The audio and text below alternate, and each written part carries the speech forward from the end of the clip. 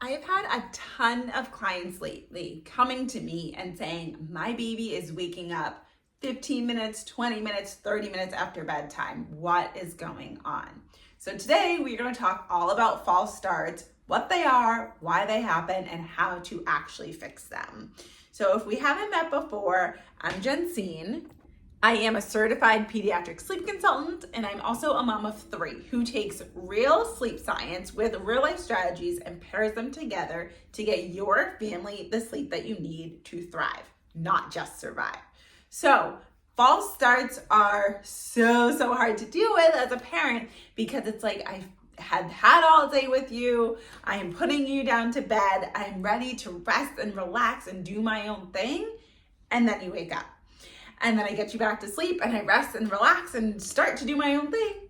And then you wake up again. It is so frustrating to start to do something, like really get into relax mode, and then hear your baby start crying. So if this is you, I hear you. I have felt this before, and we are going to solve it in this video. So the first thing is, what is a false start? So if your baby is waking up anytime within the first 2 hours after they have initially been put to sleep, it is considered a false start.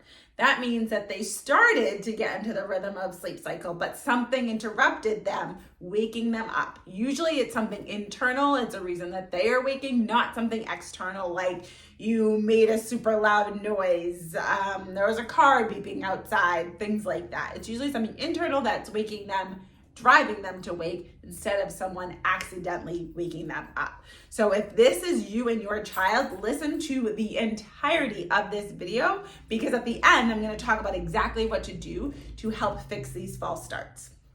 So why false starts happen are often because your child is overtired. It can be really hard to determine if our children are undertired or overtired, but in this case, if your child is waking up within the 2 hours after bedtime, most likely it is because they are overtired.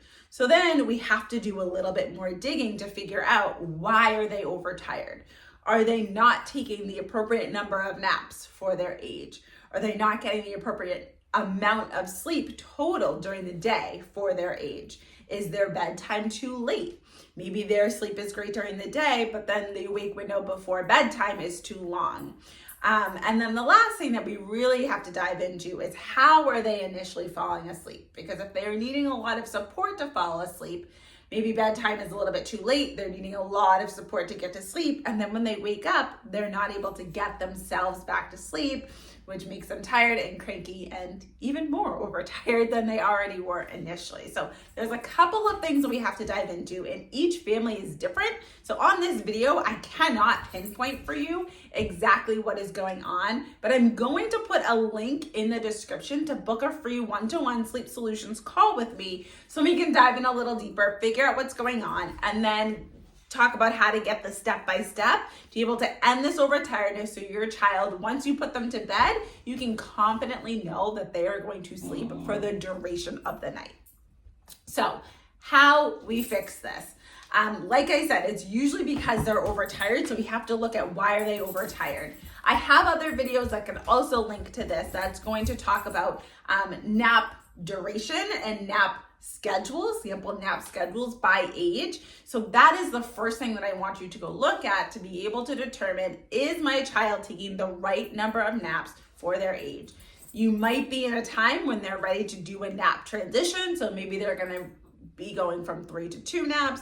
Maybe they're ready to go from 2 to 1 nap. But those videos will help you determine if they're ready to move to that next stage. And then that new consolidation of naps can be what solves the false starts at bedtime. But then we also have to look at how they are falling asleep.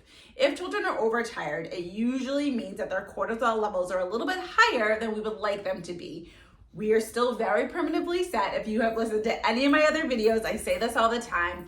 But if our bodies are tired and we are being kept awake for whatever reason, we're not falling asleep, our bodies, it means something is happening. We need to be on alert. There is danger around. So I cannot fall into a nice deep sleep because I have to stay on alert for whatever may be happening around me. There's lions, there's tigers, whatever it is. our babies don't know that that is no longer a threat. We do not need our bodies to react as if there are lions and tigers close by and we have to be on alert. So they have a really hard time settling into sleep and staying asleep. When their body has the choice, they go into light sleep. Do I go deeper into sleep or do I wake up? They wake up because they need to be at that very service level to make sure there's no dangers around.